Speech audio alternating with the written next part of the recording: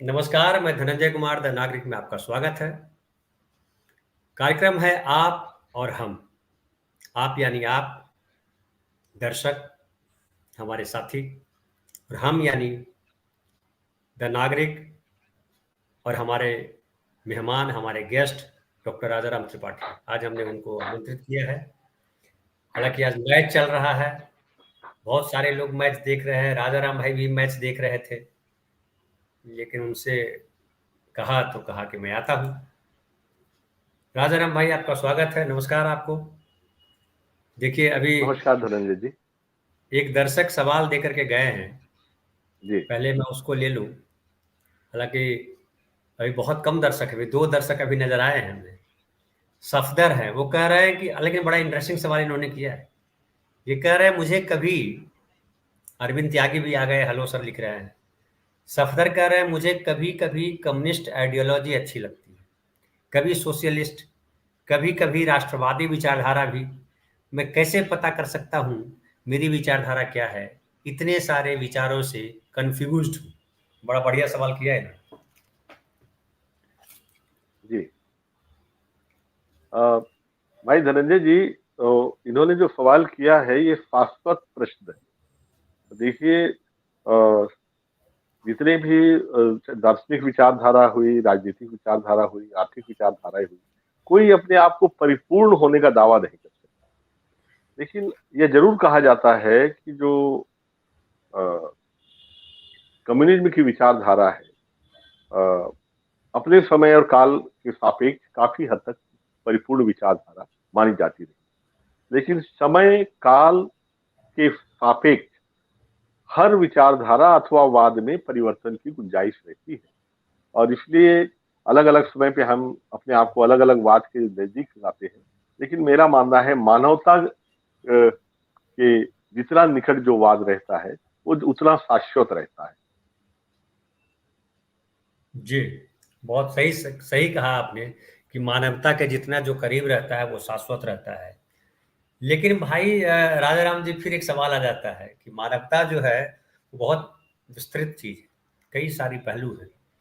मानवता के साथ जो है इमोशन है, अपनापन है, लगाव है, फिर जो है वो सिद्धांत भी है, अनुशासन भी है, छूट भी है, तमाम चीजें हैं।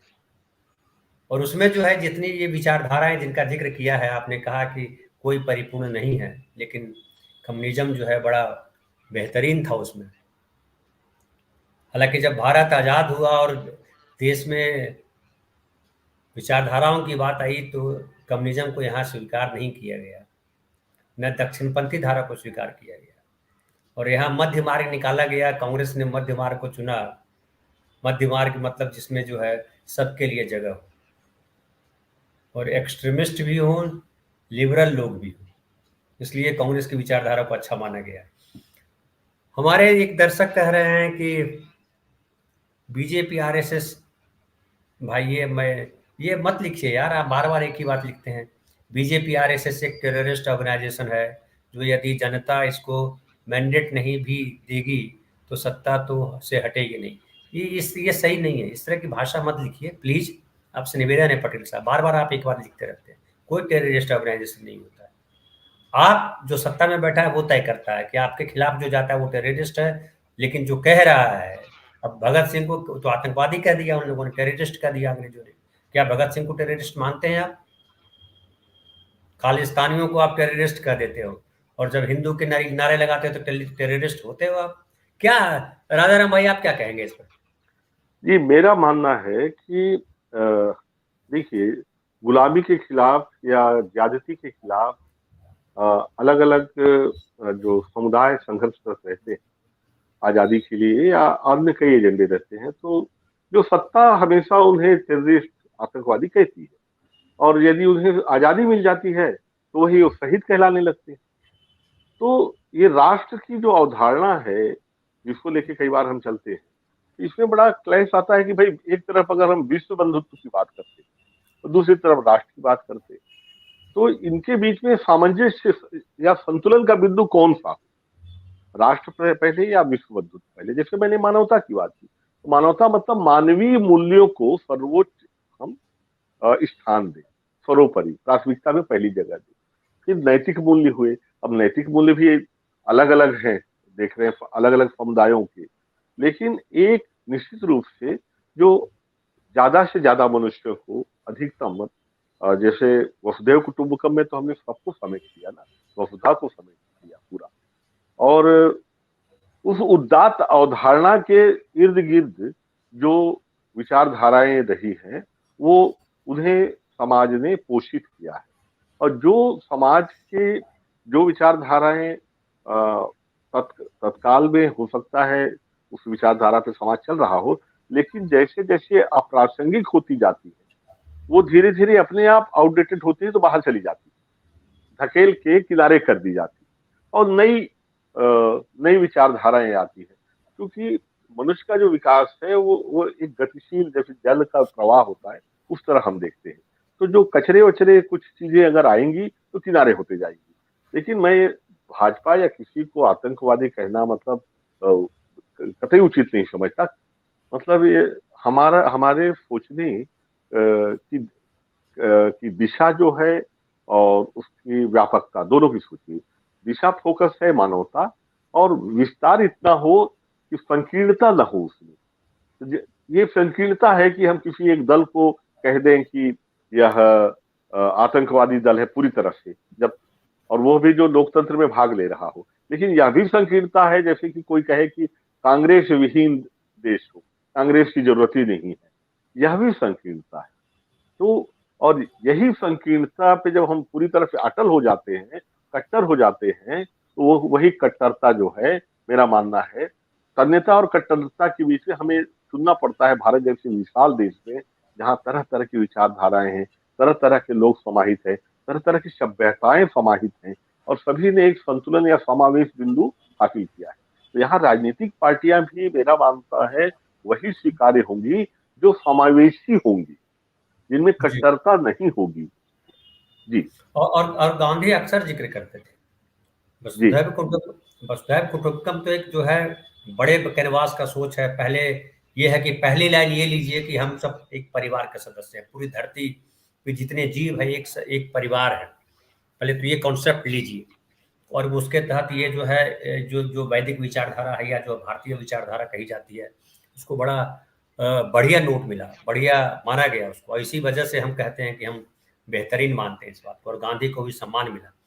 लेकिन उस में फिर जो गांधी और विचार थोड़ा डिटेल करते थे, राजा राम भाई अगर मैं कहीं गलत हूँ तो टोकिएगा मुझे। जो गांधी कहते थे कि किसी के प्रति वो जो भजन जो है उनका, गांधी का जो जो नरसिंह मेहता का लिखा हुआ, वैष्णव जन तो तहिए तैने कहिए पीर पराई जाने रे, यही कुटुंब होने का है, जो दूसरे का दुख जाने। अगर आप अपना दुख तो आप जानते हो, लेकिन अपने दुख से, एक कहावत और हमारे यहाँ बड़ा फेमस है, अपने दिल से जानिए पराये दिल का हाल। जो आपको बुरा लगता है वो दूसरों को भी बुरा लगता होगा। अगर आपको कोई थप्पड़ मारता है तो बुरा लगता है, तो जाहिर है जब दूसरों को भी थप्पड़ मारेंगे तो बुरा लगेगा। जब आप आपकी जमीन को छीनता है, आप दूसरे की जमीन छीनेंगे तो जाहिर है आपको बुरा लगेगा। अब यही फिर बात आती है कि वो जब इजराइल और जो हमास का जो चल रहा है, हमास को आतंकवादी संगठन कह देते हो आप, और सब मिल करके उसको जो है कॉर्नर करने में लग जाते हो। लड़ाई चल रही है लंबे समय से। लेकिन गांधी ने उस समय भी कहा था कि वो जो है फिलिस्तीन की जगह है, इजराइल कब्जा कर रहा है, वो नहीं होना चाहिए। आज भी वही स्थिति है। लेकिन समाज धीरे धीरे जो है, जो ताकतवर के साथ जाते चले जा रहे हैं, वो नैतिक मूल्य की जो आपने बात कही, नैतिक मूल्य जैसे गौण होता जा रहा है, और ये हो जा रहा है समर्थ को नहीं दोष को सही। आप उसको किस तरह से देख रहे हैं, जो इजराइल और हमास वाला प्रकरण है?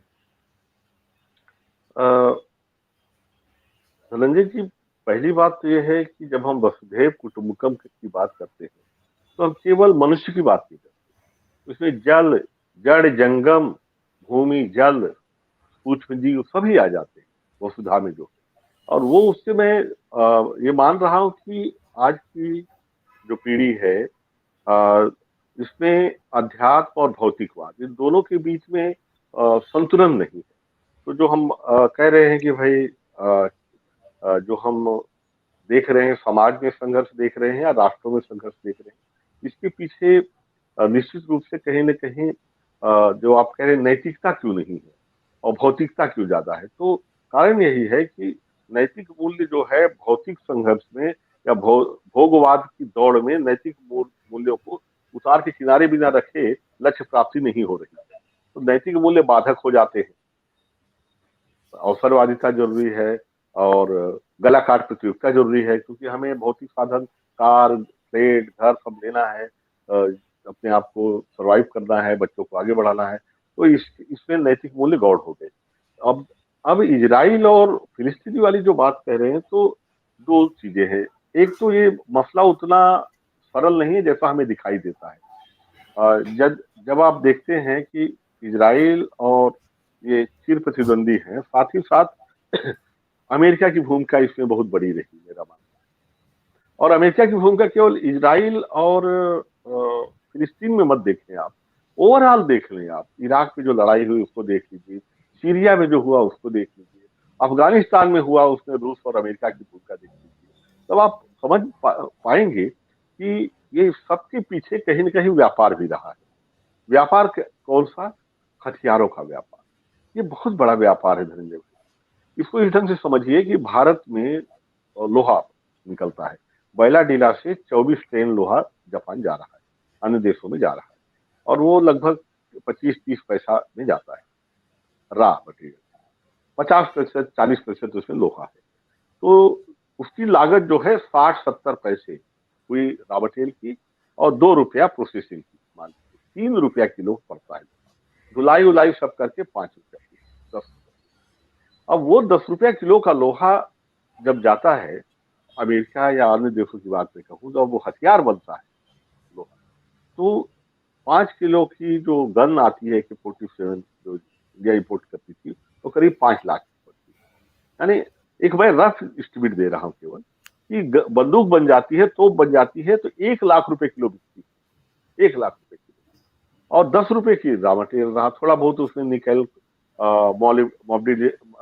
निकल, क्रोमियम, इस तरह के और धातु बहुत थोड़ी कुछ मात्रा में मिलाई जाती है, कार्बन मिलाया जाता है। तो ये जो लाख गुना, 10 लाख गुना जो एप्रिसिएशन मिल रहा है, मतलब इसमें अकूत पैसा रहा है हथियारों में। और पिछले 50 सालों में जो उठापटक राष्ट्रों की हम देख रहे हैं, उसके पीछे हथियारों का व्यापार रहा है। लड़ाई नहीं होगी, भय नहीं होगा राष्ट्रों का, एक देश का दूसरे देश से अगर डर नहीं होगा तो हथियार क्यों खरीदेगा? और हथियारों के व्यापार में गिने चुने खिलाड़ी आप उठा के देख लीजिए। तो ये जो आप देख रहे हैं, जरा सोचिए, इजराइल के पास या फिलिस्तीन के पास बड़े मुश्किल से तो अनाज इतना पैदा कर पाते हैं किसी तरह से रेगिस्तान में कि अपना पेट भर पाए, और बावजूद इसके अन्य कोई वहां पे मिनरल्स नहीं। बहुत कठिन जिंदगी है, इसके बावजूद दुनिया के सर्वश्रेष्ठ हथियार उनके पास है। जरा सोचिए, और इतने महंगे हैं कि जितना एक एक हथियार को खरीदने में, मतलब एक भारतीय आदमी कल्पना नहीं कर सकता है, इतने महंगे महंगे हथियार। जी तो मैं यही कहना चाहूंगा कि जो आप देख रहे हैं या जो दिखाया जा रहा है, इसके पीछे हथियारों का व्यापार और साम्राज्यवादी ताकतों को मैं इसमें पैवस्त पाता हूँ। जब जब बारीकी से मैं देखता हूँ, चाहे इराक की घटना हो। जरा बताइए, इराक में बार बार कहा गया यहाँ केमिकल वेपन है, परमाणु बम है, कहीं मिला? ढूंढने पे मिला? कहीं नेस्तनाबूद कर दिया, उसे बर्बाद कर दिया। तो कहीं तेल की लड़ाई थी, कहीं नेचुरल रिसोर्सेज की लड़ाई है, कहीं हथियारों के व्यापार है। जी। आफ्ताब अहमद कह रहे हैं आदाब सर, आपको आदाब बोल रहे हैं आफ्ताब अहमद। लहेरू हितेश भी नमस्कार बोल रहे हैं, कह रहे हैं आप सभी को नमस्कार। आफ्ताब अहमद एक सवाल कर रहे हैं, वो कह रहे हैं क्या मोदी जी देश को पाकिस्तान बनाना चाहते हैं? जो फांसी देने जैसी बात करते हैं, ये एक हारता हुआ इंसान अपना मानसिक संतुलन, या एक हारता हुआ इंसान अपना मानसिक संतुलन खो देता है। मैं धनंजय भाई, मैं ऐसा नहीं मानता। मोदी जी आक्रामक वक्ता रहे और संघ के आक्रामक वक्ता थे, और चूंकि RSS के प्रतिबद्ध भी एक समय लगा था, आपको पता ही। और साथ ही साथ भाजपा जो है लगातार विपक्ष में रही। तो जो विपक्ष के जो नेता होता है, वो हमेशा आरोप लगाता है, हमेशा सत्ता पे आरोप लगाएगा तरह तरह के और आक्रामक रहेगा। लेकिन सत्ता में आने के बाद वो तेवर बदल जानी चाहिए कायदे। और जब आप प्रधानमंत्री होते हो तो आप किसी एक पार्टी के नुमाइंदे नहीं रह जाते हो, आप पूरे देश के पूरे समझ लीजिए पूरे देश के आप प्रतिनिधि, विश्व में भी और देश में। तब आपसे ज्यादा संतुलित बयान की उम्मीद की जाती है, तब आपसे उम्मीद की जाती है जिस संविधान की आप शपथ लेके प्रधानमंत्री के अधिकारों और कर्तव्यों का दायित्व निर्वहन कर रहे हैं, वो आपको दृष्टि देता है कि हर पंथ को, हर समुदाय को, हर व्यक्ति को जाति, लिंग, किसी आधार पर आप भेदभाव न करें। और जब आप बोलते हैं तो आप पूरे देश की ओर से बोलते हैं। उस समय आपसे इस तरह की बातें, जिस तरह लाउड स्टेटमेंट सुन के आ रहे हैं, और कई बार मतलब इवन बाउंड्रीज जो होनी चाहिए उन बाउंड्रीज के भी ऊपर उन्हें भी तोड़ के जा रहे हैं, विशेषकर चुनाव के दर।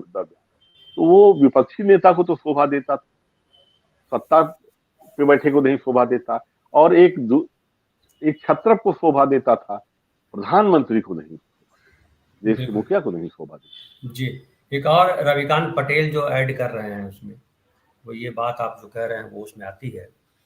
वो कह रहे हैं कि गांधी ने वो कह रहे हैं कि सर आज के समय में अनएम्प्लॉयमेंट सीरिया से भी ज़्यादा है, तो अनएम्प्लॉयमेंट पे बात क्यों नहीं करते। दूसरा सवाल उन्होंने ऐड किया हुआ है, सर ये बता दें हमारे देश का पीएम मणिपुर नहीं जाता, मैच देखने वर्ल्ड कप जाता है, ये न्याय है या न्याय आप ही बता दो, बतलाइए सर। और धनंजय भाई, यहाँ पे ये बात सही कह रहे हैं, लेकिन जी आतंकवादी वाली बात सही नहीं थी पटेल जी। ये आप सही सवाल उठा रहे हैं, ये सवाल है बिल्कुल सर।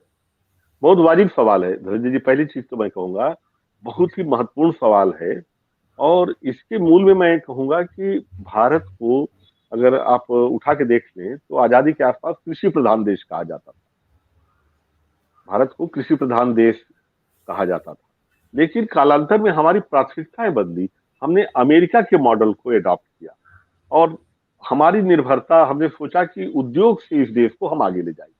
और जो जीडीपी को है, कोशिश की गई कि वह वित्त मंत्री या वह वित्तीय सलाहकार भारत का, उसकी पीठ थपथपाई जाती थी, जो बोलता था कि पिछले एक साल के प्रयासों से हमने हमारी जीडीपी में इंडस्ट्री का शेयर 25% बढ़ गया या इतना परसेंट बढ़ गया, और एग्रीकल्चर का शेयर कम हो गया। तो लगा कि हम अमेरिका बनने जा रहे हैं। लेकिन ये नहीं समझ पाए कि इतना बड़ा देश जो है, इतने बड़े देश में जब 25 करोड़ बेरोजगार हैं, कोई अंबानी अडानी या कोई उद्योग इन्हें रोजगार नहीं दे पाएगा। इनकी सेवा सेक्टर भी सिचुएशन पे आना लगभग सिचुएशन पे है। एक ही सेक्टर है जो agriculture and allied activities, agriculture से जुड़ी हुई एलाइड एक्टिविटीज, लॉजिस्टिक, प्रोसेसिंग, यही एक सेक्टर है, कृषि एवं कृषि संबद्ध क्षेत्र, जो इतने लोगों को रोजगार दे सकता है, साथ ही साथ देश को आत्मनिर्भर भी बना सकता है। लेकिन उस लिहाज से तैयारी ही नहीं हुई। गांव में, तहसीलों में न कहीं वेयर हाउस है, न कहीं प्रोसेसिंग यूनिट है। आप देखिएगा सेंट्रलाइज कर दिया हमने, अडानी के खाली गोदाम में हम रखेंगे। तो हमारा ये मॉडल गलत है। यही कारण है कि बेरोजगारी बढ़ती जा रही है और गांव से लोग भाग रहे हैं। अगर गांव में रोजगार होता, गांव में फूड प्रोसेसिंग होती, गांव में जैविक खाद बनने लगता, गांव में खेती को और हम बेहतर बनाते, सिंचाई की सुविधाएं देते, और गांव में जो प्रोडक्ट बनते पूरे शहर के लिए, गांधी जी का मॉडल के स्वदेशी मॉडल को कुछ हद तक मैं उपयोगी मानता हूँ कि कॉटेज इंडस्ट्रीज में क्वालिटी बेस्ड हम बनाते, ग्लोबल क्वालिटी देते, जो बोलने के लिए जुमले के रूप में ग्लोबल वोकल बोला जाता है, लेकिन है कहीं नहीं। किसी गांव में ग्लोबल क्वालिटी का कोई प्रोडक्ट नहीं उग रहा है, बल्कि विदेश से चीजें आके बिक रही है। जी तो पहली चीज। और दूसरी चीज, दूसरा सवाल आपके ने कहा था वो ज्यादा महत्वपूर्ण था, जो बेरोजगारी के अलावा उन्होंने कहा कि मणिपुर नहीं गए, मणिपुर, वर्ल्ड बैंक। मणिपुर वाली बात। हाँ, मणिपुर वाला जो मुद्दा है, यह वास्तव में आज ही नहीं, यह सवाल हमेशा पीछा करेगा नरेंद्र मोदी जी का। आज की बात नहीं है, क्योंकि ये चीजें इतिहास में दर्ज होती गई। क्योंकि प्रधानमंत्री को किस तरह से बिहेव करना चाहिए था, ये हम सिखाने वाले नहीं होते, लेकिन हमारी अपेक्षाएं होती है। जनता जो वोट दे के उन्हें उस पथ पे बिठाती है और जो पावर देती है, यहाँ तक कि संविधान को भी जो ताकत मिलती है जनता से मिलती है। तो जनता को लगता है कि जिस जगह इतनी बड़ी बड़ी वारदातें हुई, महिलाओं के साथ ऐसी घटनाएं हुई, प्रधानमंत्री अगर वहां जाते और वहां के लोगों के मलहम रखते और प्रधानमंत्री की उपस्थिति होती, समझाते, तो मुझे लगता है कि उसका प्रभाव सार्थक प्रभाव पड़ता। या नहीं भी पड़ता तो इन्हें तो अपना कर्तव्य करना चाहिए था। यह सवाल हमेशा पीछा करेगा। बिल्कुल मैं नहीं। सहमत हूं उनसे। उसके अलावा राजाराम भाई, आप प्रधानमंत्री हो, आप जो इन्होंने प्रधानमंत्री ने जिक्र किया था वहां पे किस तरह से, हालांकि वो गलत जिक्र था और संसद में कर रहे हैं तो ठीक है। प्रधानमंत्री ने कहा कि वहां पे हमारे अपने देश में अपने लोगों पर इंदिरा गांधी ने बम बरसवाए। और आपको याद होगा राजेश पायलट का भी नाम उसमें घसीटा गया था कि राजेश पायलट ने बम गिराए थे, जबकि राजेश पायलट उस समय उनकी पोस्टिंग नहीं हुई थी। तो वहां बम गिराए की चर्चा कर रहे हैं वो। और वो लाल डेंगा वाली कहानी, मिजोरम वाली कहानी सबको पता है। जिनको नहीं पता, मैं एक एपिसोड उसमें बनाना चाह रहे हैं, बनाएंगे उस पर। कि लाल डेंगा ने किस तरह से अलग राष्ट्र बना लिया था और उसको कंट्रोल करने के लिए वहां भेजी गई सेना, भारतीय सेना भेजी गई और फिर चीजें बदली। फिर लाल डेंगा के साथ समझौता हुआ और फिर मिजोरम जो है भारत का हिस्सा रहा। तो वो अलग कहानी है, वो लंबी डिटेल अलग है। लेकिन ये बात तो बिल्कुल पक्की है कि भाई आप प्रधानमंत्री हो, आप वहां जाओगे, चीजें ठीक कैसे नहीं होंगी? आप जाओगे, सुनोगे सबको, अगर आपसे अगर ठीक नहीं होती इस्तीफा देके घर जाओ, दूसरा आएगा वो ठीक करेगा, वो भी नहीं दे पाएगा तो तीसरा आएगा। लेकिन आप जब वहां पे आपसे सवाल किया जाता है, संसद में विशेष सत्र बुलाया गया और आप जो है अपनी गाथा सुना रहे हो, कितने महान व्यक्ति हो आप, तो आपत्ति तो होगी। तो अगर ये रविकांत पटेल चिढ़कर, वो चिढ़ में बोल रहे हैं, चिढ़ तो वाजिब है, फ्रस्ट्रेशन वाजिब है। लेकिन सवाल उठता है रविकांत जी, इसके दो रास्ते हैं हमारे पास। हम उनको वोट देकर के अभी आएगा 2024 का चुनाव, बाहर निकालिए उनको। एक तो ये तरीका है। दूसरा तरीका है कि आप सुप्रीम कोर्ट जाइए, याचिका दायर कीजिए कि भाई ये क्या हो रहा है। लोग गए हैं, बातें हो रही हैं, तो या तो कानूनी तरीके से होगा या लोकतांत्रिक तरीके से होगा। हमारा देश तो लोकतांत्रिक देश है, हम गुंडों का देश तो है नहीं कि बंदूक उठाए और दौड़ पड़े। जो अपराधी करते हैं वो ना हम कर सकते हैं, ना कोई नेता करना चाहिए किसी नेता को। खैर, हमारे एक और साथी कह रहे हैं, आफ्ताब अहमद कह रहे हैं, आपने गांधी का जिक्र भी किया था उस समय, और गांव की आपने बात की राजाराम भाई, कि ग्रामीण तरीके से देश में अगर वो सिंचाई की व्यवस्था होती, वो खेती पे ध्यान दिया जाता, फूड प्रोसेसिंग यूनिट लगती, वेयर हाउस लगते, किसानों के प्रोडक्ट को सही तरीके से मार्केट किया जाता, किसानों का ऑर्गेनाइजेशन उसमें शामिल होते, तो बात दूसरी होती, किसान अमीर होते। किसान अमीर तो नहीं होते अगर बहुत, लेकिन इतना होता कि वो किसी के सामने हाथ नहीं फैलाना पड़ता और प्रधानमंत्री ज्ञान नहीं बघाड़ता कि हम 6,000 सालाना दे रहे हैं। 6,000 आपका तो यार एक दिन में खर्चा हो जाता है 60 करोड़ रुपया, आप 6,000 दे रहे हो, बड़ा गुण गा रहे हो। क्या हैसियत है 6,000 की साल भर में? मुझे कई बार मुझे भी तकलीफ होती है राजाराम भाई। जो आदमी कहता मैं चाय बेच करके आया यहाँ पे, उसको ये नहीं पता है कि एक गरीब आदमी को 500 रुपये में क्या होता है, नहीं एहसास है। आप सत्ता सुख भोग रहे हो, सब भूल गए। तो ये कह रहे हैं आफ्ताब भाई कि गांधी नेहरू को क्या गाली देते हैं पीएम, अगर क्रिटिसिज्म करना है तो राहुल नीतीश का करो, आज तो वो आपके पॉलिटिकल अपोनेंट हैं। बिल्कुल सही बात कर रहे हैं, इस पर क्या कहेंगे आप, गांधी नेहरू को क्यों गाली देते हैं? भाई धनंजय जी, यह प्रवृत्ति जो है मैं इसकी हमेशा आलोचना करता हूँ। और विशेषकर जब से नरेंद्र मोदी आए, तो जब भी उनसे कोई पूछता है कि आपने 2 करोड़ रोजगार की बात की थी, क्या हुआ, तो बोलते हैं नेहरू ने ये किया था। जब भी पूछते हैं कि आपने किसानों की आय दोगुनी की बात की थी, तो कहते हैं गांधी ने ये किया था। सवाल उठता है कि आपने वोट अपने एजेंडे पे मांगा, आज आप हर अपनी नाकामी के लिए वो नेहरू जी और महात्मा गांधी को दोष देते। एक, मैं बार बार कहूंगा, एक बड़ी प्रसिद्ध हिब्रू में उक्ति है और लैटिन में भी है। दोनों का लब्बो लुभाव ये है कि आप मरे हुए व्यक्ति के कर्मों की आलोचना नहीं कर सकते। मेरी बात को गौर करिएगा, मरे हुए व्यक्ति के कर्मों की आलोचना करना जो है गलत। क्यों गलत है भाई, ये भी सवाल उठ सकता है कि इसमें ऐसी क्या बात है। तो दो चीज है, क्योंकि वह अपना बचाव करने के लिए जिंदा नहीं। हिब्रू कहावत है अरे मोट केडोशिम एमोर, और लैटिन कहावत है डे मोर्टुइस नील निशी बोनम। दोनों का मतलब यह है कि मृत व्यक्ति जो नहीं है, जिंदा नहीं है, उसके ऊपर आप आरोप प्रत्यारोप लगाते हैं, यह सरासर नैतिक रूप से गलत है। और ये हजारों साल पहले की लिखी हुई कहावतें हैं, लेकिन बावजूद इसके ये नेहरू की कमियों की बात करते हैं। अच्छा, एक एक चीज मैं कहूंगा धनंजय भाई, जब ये कहते हैं कि पिछले 50 सालों में कुछ नहीं हुआ, 60 सालों में कुछ नहीं हुआ, तो मैं नहीं गिनाऊंगा कि ये एम्स बने, मैं नहीं गिनाऊंगा कि भाखड़ा नंगल बना, मैं नहीं गिनाऊंगा कि क्या क्या हुआ, कितने एयरपोर्ट बने। मैं केवल ये कहूंगा कि जब आप कहते हो 50 सालों में, 60 सालों में, 70 सालों में कुछ नहीं हुआ, तब आप मेरे बाप दादाओं की मेहनत को नाकारा करते हो। उन्होंने जो निर्णय लिया, जो जिस सरकार को वोट दिया, उनके निर्णय को आप खारिज करते हो।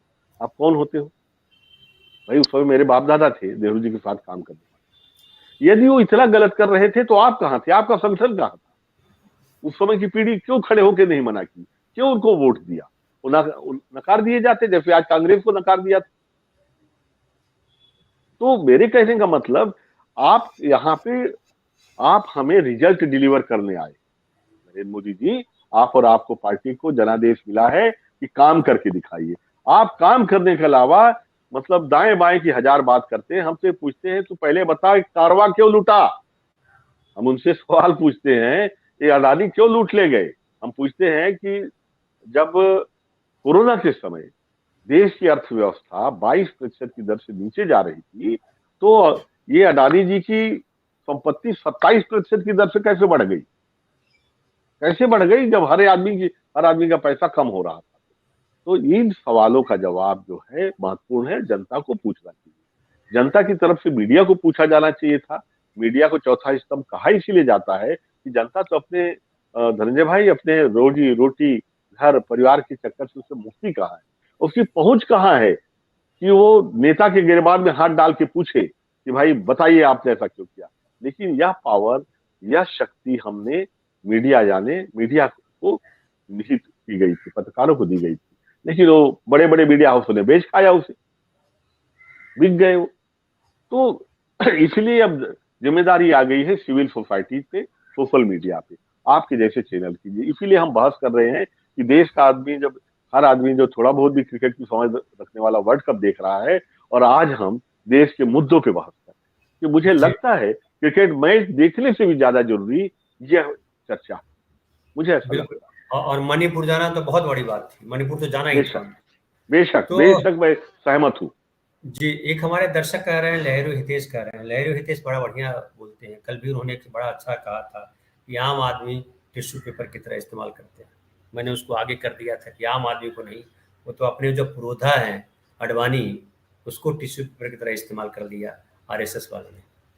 खैर, हमारे ये कह रहे हैं कि जब 80 करोड़ जनता, लहरू हितेश कह रहे हैं कि आज जब 38 करोड़ 80 को सॉरी आज जब 80 करोड़ जनता 5 किलो अनाज पर निर्भर है, क्या संभव है वो आने वाले समय में अपने पैरों पर खड़ी हो पाएगी? अगर रोजगार उपलब्ध होता तो ये 5 किलो अनाज की जरूरत नहीं पड़ती। जी सर। और साथ में जोड़ रहे हैं कि 80 करोड़ जनता 5 किलो अनाज पर निर्भर है, तो क्या वो अपने बच्चों को पढ़ा पा रही है? बहुत गंभीर सवाल है जिसकी चर्चा हम अक्सर करते रहते हैं। धनंजय जी, वास्तव में देखिए, दो कथन है, प्रधानमंत्री जी के दो कथन मैं कहना चाहूंगा, इससे आप समझ में आ जाए। पहला कथन है कि भाई हम 80 करोड़ जनता को 5 किलो चावल आगे भी देते जाते जारी रखेंगे। दूसरा कथन है कि हमारा जो देश है विश्व की 5 सर्वश्रेष्ठ अर्थव्यवस्थाओं में शामिल है, और जल्द ही तीसरी अर्थव्यवस्था बन जाएगा, एक बार अगर इन्हें दोबारा जिता के आप भेज दो। तो मेरे कहने का मतलब, राष्ट्र विकास कर रहा है, लोग गरीब हो रहे हैं। एक लाइन में अगर मैं कहूं, जाने चंद लोगों का विकास हो रहा है, बाकी गरीब हो रहे हैं। ये हमारा जो विकास का मॉडल है उसकी खामी है। हमें अधोमुखी विकास के मॉडल को लेना पड़ेगा। हमें पिरामिड की उस मॉडल को लेना पड़ेगा जो गांधी जी ने कहा था, जिसे दरिद्र नारायण की संज्ञा उन्होंने दी। लाइन में खड़े अंतिम व्यक्ति की बात जो की थी, जिसे मार्क्स ने कहा था सर्वहारा वर्ग, हम उसकी बात कर रहे हैं। जिसे विनोबा भावे ने कहा था वंचित, लाइन में खड़ा अंतिम व्यक्ति, जिसे दीनदयाल, इनका जो भाजपा का जो है दीनदयाल ने भी कहा था उपाध्याय, अंत्योदय, अंतिम व्यक्ति का उदय। तो कहने के लिए आप जुमलों की तरह इनके नाम भजते रहिए, माला भजते रहिए, और लाभ अगर आप केवल पूंजीपतियों को पहुंचाने वाला मॉडल रखेंगे तो इनका विकास नहीं होगा। हाँ, बिल्कुल खड़ा हो सकता है, ये देश अपने पैरों पे खड़ा हो सकता है। देश विश्वगुरु जो कहते हैं इनके मायनों में तो नहीं, लेकिन विश्व की अर्थव्यवस्था में प्रमुख, मेरा मानना है प्रमुख शक्ति बन सकती है। और यह मॉडल जो है वो सबको लेके चलने में है। अब सबका साथ सबका विकास कहने की बात है, लेकिन विकास तो दिख रहा है किसका हो रहा है भाई। सबका साथ सबका विकास नारे में 80 करोड़ लोग 5 किलो पे आ गए और बाकी लोग है विश्व के टॉप 10 में है। तो ये मॉडल को चेंज करना पड़ेगा, तो ये स्थिति सुधर सकती है। राजा राम भाई, ये जो शब्द है विश्व गुरु, ये तो फ्रॉड शब्द है। विश्व गुरु कुछ होता नहीं है। देश गुरु क्या होता है? देश गुरु कोई होता है क्या? महात्मा गांधी देश गुरु थे क्या? ये कहां से कौन रच दिया है विश्व गुरु का शब्द? ये मुझे नहीं समझ में आया। क्या होता है विश्व गुरु? विश्व को क्या पाठ पढ़ाएंगे आप? फिर जो जितने सारे धर्मशास्त्र हैं सब झूठा है। फिर धर्मशास्त्र में जो लिखा हुआ है मानवता वसुधैव कुटुंबकम, वसुधैव कुटुंबकम से बड़ा पाठ क्या हो सकता है? कौन बताया वसुधैव कुटुंबकम? और जो जो अमेरिका में जो दवा बन रही है, क्या हमारे गांव के गरीब आदमी को दवा नहीं पड़ती है? क्या कोई अमेरिका कहता है कि खबरदार जो इंडियन को दवा दी? तो ये कौन गढ़ता है इस तरीके की चीजें? ये मुझे नहीं समझ में आता है। हालांकि एक हमारे दर्शक फिर जो है कह रहे हैं, रविकांत पटेल जी बहुत डरे हुए हैं। वो कह रहे हैं सर जर्नलिस्ट न्यू पॉलिसी आ रहा है, इसमें आप जैसे न्यूज चैनल को खत्म कर दिया जाएगा। रविकांत भाई ये जान लीजिए, सच को कोई आज तक खत्म नहीं किया। हजारों साल से ये दुनिया है, वो खत्म ही नहीं होता है। और सच जो है उनके साथ भी जाके खड़ा होता है जो खत्म करने आते हैं। उनको भी जरूरत होती है सच की। मुझे आप बतलाइए, क्या राजाराम भाई आपको कोई ऐसा आदमी मिला है जिसने कहा हो कि मुझे झूठा आदमी ढूंढ के दो, मुझे मेरे खजाने की रक्षा करने के लिए एक झूठे आदमी की जरूरत है? कोई मिला आपको? मुझे आज तक नहीं मिला। बोला एक झूठा आदमी ला के देना भाई, मुझे बहुत जरूरत है झूठे आदमी की। कोई मिला आपको? सर झूठा तो नहीं, लेकिन हिटलर ने भी जो जितनी बेहतरी से झूठ को सच साबित कर सके, ऐसे आदमी की राजनीति में बड़ी जरूरत होती है। सर झूठ को सच साबित करे, लेकिन उसको जो है उसको अपने बगल में ऐसा आदमी चाहिए जो उसके साथ सब सच बोले। अगर नहीं, मैं सहमत हूं आपसे। कहा जी जाता है कि चोर और डकैत भी एक ईमानदार साथी चाहते हैं। चोर और डकैत भी चाहते हैं कि एक ईमानदार और वफादार साथी हो। जी जी। अब देख लीजिए कि अगर मोदी जी के साथ अमित शाह जो है वही झूठ सच करने लगेंगे तो पसीना छूट जाएगा मोदी जी को। जो उनके पीएमओ में बैठे हुए हैं नौकरशाह, वो सच को झूठ बनाने लगेंगे और झूठ को सच बनाने लगेंगे तो उनका भी पसीना छूट जाएगा। व्यक्ति, एक व्यक्ति कुछ नहीं होता। दुनिया में कोई ऐसा व्यक्ति नहीं हुआ जो चारों तरफ देख सकता हो। हर किसी को 3 और आदमी की जरूरत है कि उसको चारों तरफ से खबर दे सके। कि इसीलिए तो अशोक स्तंभ बनाया गया, इसमें 4 शेर लगे हुए थे। खैर, एक और हमारे दर्शक कह रहे हैं कि जो है सर हमारे लिए क्रिकेट से ज़्यादा देश, उसकी प्रॉब्लम ज़्यादा इम्पोर्टेंट है, इसलिए हम आपको देख सुन रहे हैं। ये कह रहे हैं आफ्ताब भाई। थैंक यू आफ्ताब भाई। हम भी इसीलिए कर रहे हैं कि हमारी आदत है कि हमने जो तय किया है वो करते हैं। कोई देखे न देखे इससे कोई फर्क नहीं पड़ता। हम और राजाराम भाई ही थोड़ी देर बतिया करके चले आएंगे। अगर आप लोग नहीं आते तो भी हम लोग कुछ देर बतिया के चले जाते, क्योंकि ड्यूटी वो पूरी करनी है। मैं इसमें बिलीव करता हूँ। एक दोहा है राजाराम भाई, करत करत अभ्यास थे जड़मत होत सुजान, रसरी आवत जाते शिल्पे परत निशान। तो मुझे लगता है कि हमारे आगे बढ़ने की प्रक्रिया यही है, धीमी हो या तेज हो। एक और कह रहे हैं, लहेरू हितेश कह रहे हैं, 40 साल से ज्यादा समय तक नौकरी करने वाले को आज पेंशन नहीं मिल रही है और 5 साल सांसद रहने वाले सांसद और विधायक जीवन भर पेंशन लाभ ले रहे हैं। मोदी जी में हिम्मत है ये बंद करके देख लो भाई। आप सर बतलाइए सर, लेकिन इससे पहले मैं एक सर एक और आपको आपके लिए भी, आपके लिए मतलब आपको तो जानकारी होगी, मैं दर्शकों को बतला दूं। राजस्थान का एक कल वीडियो आया था, वायरल हुआ रहा है सर। उसमें ढेर सारे सरकारी कर्मचारी जो है वो शपथ ले रहे हैं और कह रहे हैं कि हम उसे ही वोट देंगे जिसने ओल्ड पेंशन स्कीम को बहाल किया है, जो खत्म किया है उसको वोट नहीं देंगे। भारी संख्या है उसकी। जी राजा राम भाई।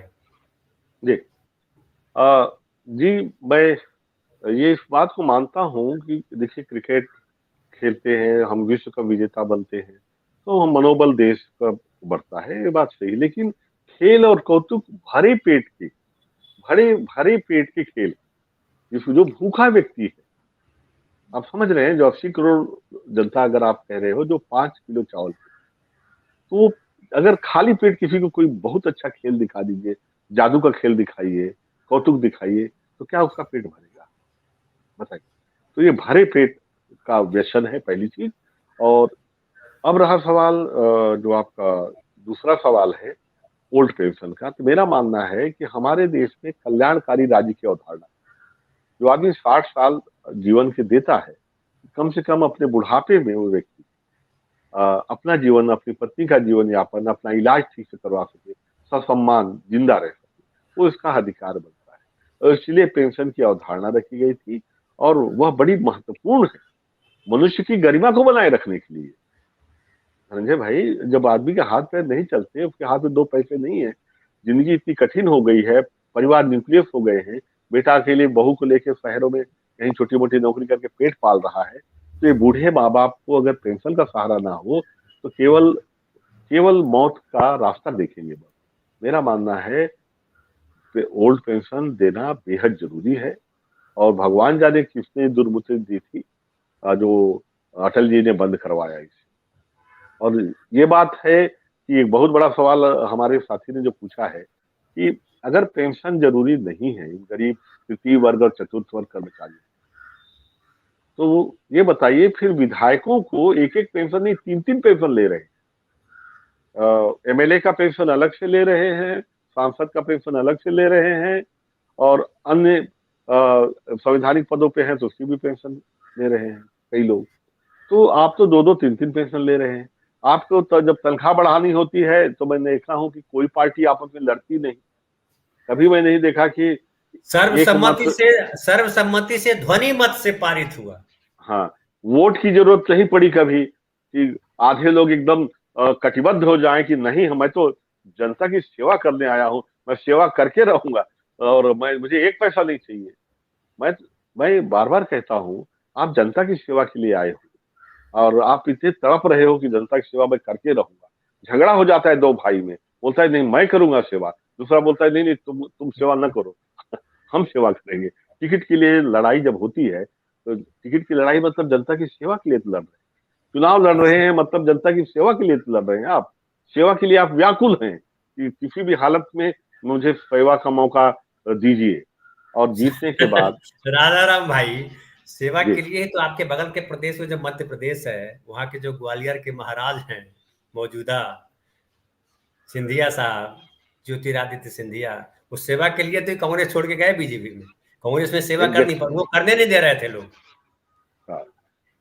वास्तव में वो जितनी सेवा करना चाहते थे पब्लिक की, मुख्यमंत्री वगैरह बन की सेवा करना चाहते थे, वो मौका नहीं मिल पा रहा था। लेकिन वो सेवा को कटिबद्ध थे, सेवा को कटिबद्ध थे, और इतने कटिबद्ध थे कि पार्टी लाइन या विचारधारा सबको किनारे उन्होंने रखा और दूसरी पार्टी में चले गए कि हम, मैं सेवा करके ही मानूंगा। लेकिन दुर्भाग्य इनका, वहां भी उनको जिस तरह से सेवा मुख्यमंत्री बंद करना चाहते थे वैसे जगह नहीं मिली। तो वास्तव में कई बार मुझे बड़ी हंसी आती है कि जब लोग कहते हैं कि मैं, पूछते हैं आप क्यों आए राजनीति में, मैं जनता की सेवा करना चाहता हूँ। अरे तुम्हारे पड़ोस में कोई गरीब नहीं है क्या? तो पड़ोस में कोई बूढ़े लोग नहीं है, बेसहारा लोग नहीं है, उनकी सेवा करिए ना। एमएलए बन के ही होगा क्या सेवा? दूसरी चीज, मैं बार बार कहता हूँ, हमारे लोकतंत्र में कई खामियां हैं। जो सेवा के लिए आना चाहता है उसे कोई पेंशन नहीं मिलना चाहिए सर, केवल जीवन उपयोगी 150-200 रुपया पर डे, जो जितना आम व्यक्ति की आय है इस मेरे देश में। मनरेगा के तहत उनको देना चाहिए था। हाँ, मनरेगा में नहीं, जितना प्रति व्यक्ति आय है उतना पैसा दीजिए, उतने में जीवन यापन करिए। एक छोटा सा खोली रहे 9x10 का, जहां आप बहुत आराम सही से कह रह। रहे हैं, बहुत सही कह रहे हैं। जी। एक दर्शक हमारे लिख रहे हैं, अंतर्मन जो है, हालांकि बड़ी अच्छी अच्छी बातें लिखते हैं। क्या मनमोहन सिंह जी की नीतियों से भी भारत विश्व की तीसरी शक्ति नहीं बन पाता? इसमें जनसंख्या का हाथ है या सरकार की नीतियां? क्या इतनी असमानता होती? विश्व की कई रिपोर्ट्स में भारत की रेटिंग्स गिरी है। तो देखिए, मनमोहन सिंह की ने वैश्विक मंदी में जिन जो कदम उठाए, उसका फायदा अभी तक नरेंद्र मोदी सरकार और हमारी जनता ले रही है। मेरा मानना यह है कि कांग्रेस की जो नीति थी, जो पब्लिक सेक्टर के विकास करने की, वो नीति सही थी। देखिए, पब्लिक सेक्टर में खामियां थी। मान लीजिए काहिली थी, लोग काम नहीं करते थे, घूस था, भ्रष्टाचार था, तो उसे ठीक किया जाना था। मतलब मरीज को मार देना कोई इलाज नहीं था। जिस तरह से रेलवे है, रेलवे में कमियां थी, उसे ठीक किया जा सकता था। ये प्रबंधन का मुद्दा था, अच्छे प्रबंधन से ठीक किया जा सकता था, संभव नहीं था।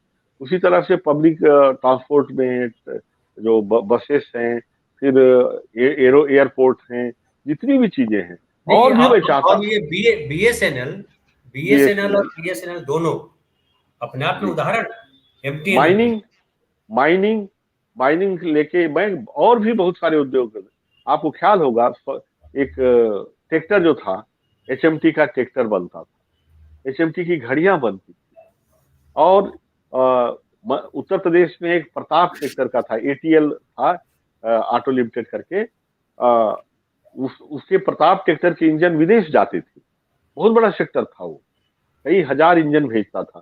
तो एक समय था जब मध्य प्रदेश में बनता था एमपीट्रॉन, टीवी बनती थी। उड़ीसा का कोणार्क टीवी था, जो पूरे देश में लोकप्रिय था। यूपी में भी टीवी बनाने की पब्लिक सेक्टर की कंपनी थी, अपट्रॉन। तो पब्लिक सेक्टर धीरे धीरे आगे बढ़ रहा था, और वो उसमें रोजगार भी बढ़ता, उसमें पेंशन भी मिलता लोगों को, और साथ ही साथ पूंजी का विकेंद्रीकरण होता उससे, और गुणवत्ता उसकी बढ़ाई जा सकती थी। प्रबंधन की कमियों को दूर किया जा सकता था, और संभव नहीं था। लेकिन उनको मार दिया गया, खत्म कर दिया गया। और अब जो आर्थिक विषमता की खाई है ना, वह बहुत मतलब बहुत सारी जटिलताएं पैदा कर रही है हमारे समाज में। बिल्कुल सही कह रहे हैं। और ये, और एक और बात मैं ऐड कर दूं आपकी बात में, अंतर्मन भाई साहब ने जनसंख्या की बात उठाई है। जनसंख्या को लगातार लोग टारगेट करते रहे हैं कि जनसंख्या की वजह से गड़बड़ हो रहा है। जनसंख्या की वजह से कोई गड़बड़ नहीं हो रहा। मैं अक्सर एक सवाल करता हूँ राजाराम भाई, एक तो जनसंख्या बढ़ने का कारण अशिक्षा है। अशिक्षा, अगर जो शिक्षित है वो जनसंख्या कहाँ बढ़ा रहा है? 14 बच्चे कौन पैदा कर रहा है? फिर हेल्थ सेक्टर अगर आपका मजबूत हो जाता है, तो जब मरने वालों की संख्या घट जाएगी, तो जाहिर है जनसंख्या अपने आप कंट्रोल करेगा आदमी। तीसरी बात मैं कहूं कि ये बड़ा हमें अफसोस होता है कई बार कि क्या हमारे विचारक भी सोचते हैं, कोई जो मनुष्य बनाता है कोई सामान, कंघी वरदान है, और जो ईश्वर ने बनाया है, या जिसको ईश्वर न कहें, प्रकृति ने बनाया है मनुष्य, हम कहते थकते नहीं है, सबसे उत्तम योनि जो है मनुष्य की योनि है, वो मनुष्य जो है वो अभिशाप हो जाए, ये तो बड़े दुर्भाग्य की बात है। और एक इसका सबसे बड़ा उदाहरण आज समझ में आ रहा है कि जो चीन जो है एक संतान की बात कर रहा था, आज वो कह रहा है कि हम पैसे देंगे 4 संतान पैदा करो। चीन को समझ में आ गया, औकात उनको नजर आ गई कि हमारे यहाँ बूढ़े बढ़ रहे हैं, एक दिन ऐसा होगा कि जमीन तो रहेगी, आदमी नहीं रहेगा। फिर भी हम जनसंख्या को, और ये मुझे लगता है कि जब कभी भी किसी पॉलिटिशियन को अपने असफलता छुपानी होती है, तो जनसंख्या को सामने कर देता है। जबकि नीतीश कुमार ने जो सर्वे में, हालांकि उन्होंने जो बोला उससे बड़ा विवाद हुआ, उन्होंने जो कहा था कि 4 दशमलव समथिंग ग्रोथ रेट था, प्रजनन क्षमता थी बिहार में स्त्रियों की, वो शिक्षा की वजह से घट करके 2 दशमलव समथिंग हो गई। तो शिक्षा सबसे जरूरी विषय है, स्वास्थ्य जब सबसे जरूरी विषय है, उस पर ध्यान देने के बजाय अब अंट संट करते रहते, जिसका कोई औचित्य नहीं है। लेकिन अशिक्षा इतनी भारी है कि उसको लगता है कि सबसे जरूरी जो है मंदिर है और सबसे जरूरी मस्जिद है। चलिए, बहुत बहुत धन्यवाद राजाराम भाई, हम लोग तो धनंजय भाई, चलते चलते एक चीज जोड़ूंगा। जी, जोड़ दीजिए। जनसंख्या के मामले में चीन जो है हमारे से पीछे नहीं, पीछे हो गई। ठीक है। जी। हाँ, ज्यादा अंतर नहीं है, ज्यादा अंतर नहीं है चीन और हमारी जनसंख्या। वहां पर कल्टीवेटेबल लैंड यानी खेती योग्य भूमि हमसे भी कम, और जो प्राकृतिक रिसोर्सेस है उनमें भी हम बहुत धनी। बायोडाइवर्सिटी उनके पास जो है उससे कई गुना ज्यादा हमारे पास है। बावजूद इसके अगर चीन विश्व में हमसे बड़ी आर्थिक और सामरिक शक्ति है तो हम क्यों नहीं बन सकते? ये अपनी गलती छुपाने के लिए हम कहते हैं जनसंख्या मेन पावर को ताकत में परिवर्तित किया जा सकता है। एग्रो सेक्टर में यह जो हमारी मेन पावर है हमारा एसेट बन सकती है, लाइबिलिटी नहीं बन सकती। इतना ही मैं कहना चाहूंगा। यह निकम्मापन है हमारे राजनीतिज्ञों का जी। और गलत नीतियां हैं इनकी। जी। हमारे दर्शक कह रहे हैं लहरू हितेश की चीन से भी ज्यादा उम्र के लोग जापान में है। बिल्कुल सही कहा, जापान में भी ये टेंशन है जनसंख्या का। एक और अहमद साहब बोल रहे हैं, आफ्ताब अहमद, ऑनलाइन मार्केटिंग ने देश में बेरोजगारी ज्यादा बढ़ा दी है, स्मॉल बिजनेस खत्म हो रहा है। नहीं, ये मैं नहीं मानता हूँ आफ्ताब साहब। टेक्नोलॉजी जो है आती रहेगी, टेक्नोलॉजी ही प्रगति है। आप बदलिए उसके अनुसार। आप लेके बैठे हैं कि हम जो कर रहे हैं वही सही है, तो पिछड़ जाइएगा। टेक्नोलॉजी के साथ चलिए, दुनिया टेक्नोलॉजी से ही चलेगी। तो बहुत बहुत धन्यवाद राधाराम भाई, आप आए और आपने अपना कीमती वक्त निकाला, धन्यवाद। मैच देखना छोड़ करके यहाँ आए। मतलब आपको भी देश जरूरी है, आपके लिए भी समाज जरूरी है, और किसान है तो जाहिर है देश और समाज दोनों किसानों के लिए जरूरी होता है। बहुत बहुत धन्यवाद आपका। और हमारे साथ जो दर्शक धन्यवाद। जुड़े रहे 20, 22, 25 दर्शक, आप सब लोगों का ही बहुत बहुत धन्यवाद। जिन्होंने यहाँ सवाल लिखा, जिन्होंने नहीं लिखा, सुना हमको, जिन्होंने सुन करके चिड़ पैदा की, उनको भी जो है धन्यवाद, बहुत बहुत धन्यवाद।